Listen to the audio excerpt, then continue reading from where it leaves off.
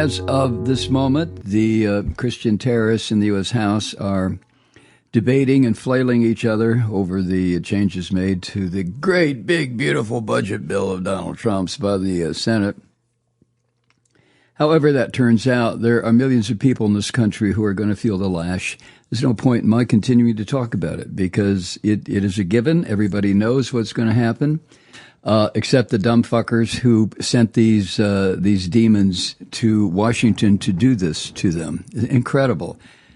Go pass some legislation that will hurt me and my aged mother and my disabled son-in-law. Go do it, please. I want more pain. I live out here in a fucked up red state. Oh, and take away some of my allocation for food. I realize I shouldn't be on the dole, but you know, I'm 54 years old and my husband died of black lung disease, by the way, and I'm on Medicaid and grandma's on Medicaid. My son's on disability. I get Social Security, but listen, take it all away because I am not deserving. And besides, my Lord and Savior Jesus H. Christ will take care of me.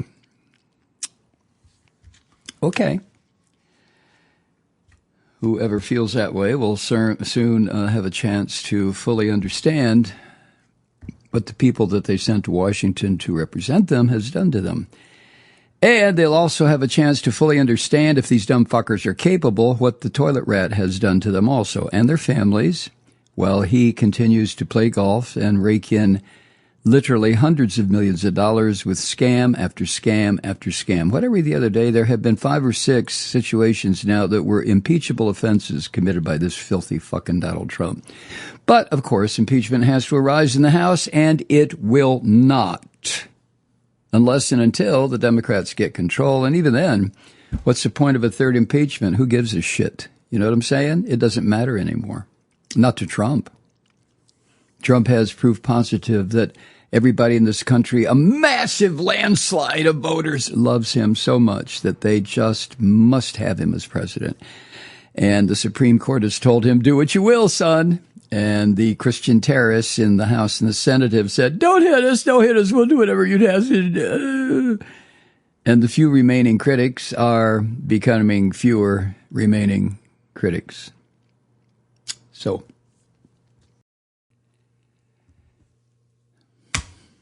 if we had a Congress of the United States that wasn't run by Christian filth,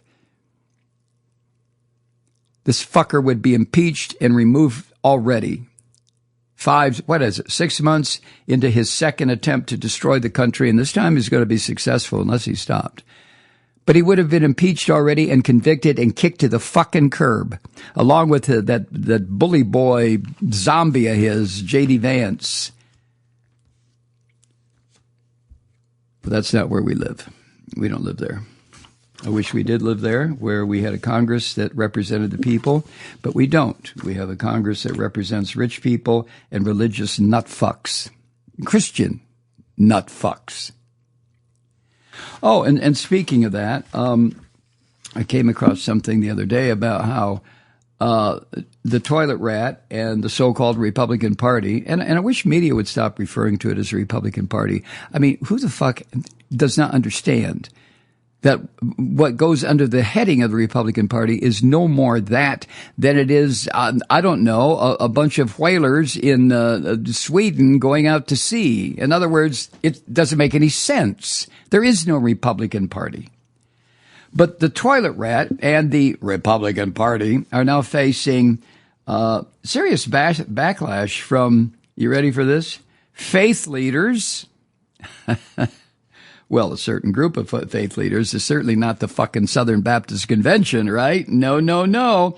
But backlash from faith leaders and parishioners concerned about the devastating impact that's going to occur once the House and the Senate finally agree on the torture regimen they're putting together for poor people and disabled people in this country and the middle class. Oh, my goodness.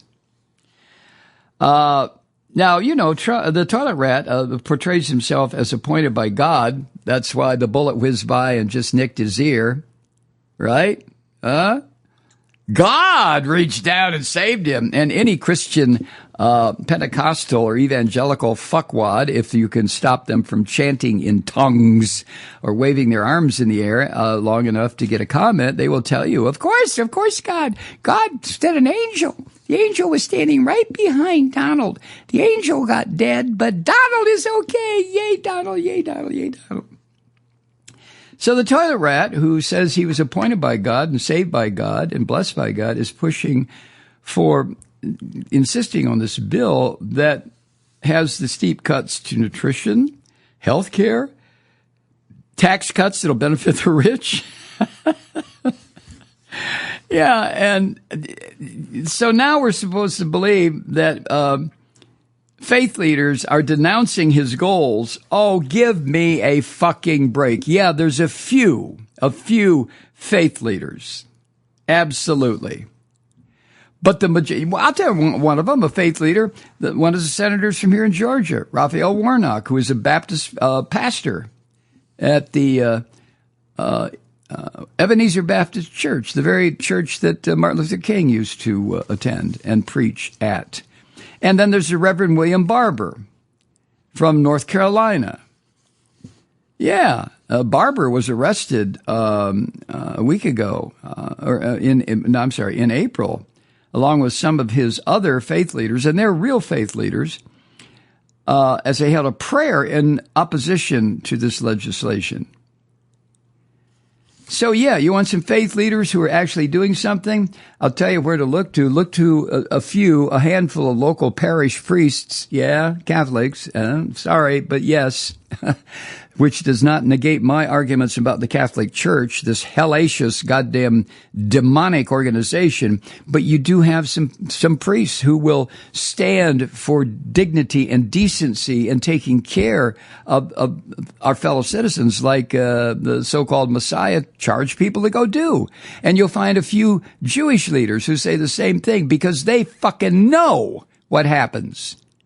They know what happens when people just waddle about their business and don't pay any attention to oppression and suppression and people disappearing. You want to know how serious that is? Talk to one of your friends who is a Jew. If you have any, ask him, ask her.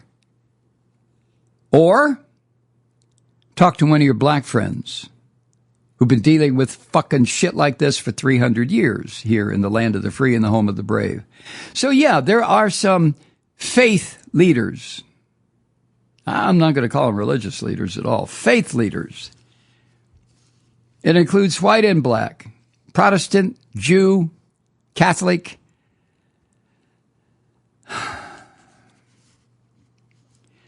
But they are the exception that completely verifies and validates the rule that the real Christian leadership in this country, the ones that make money, there's a lot of money to be made in the saving business. They don't give a fuck.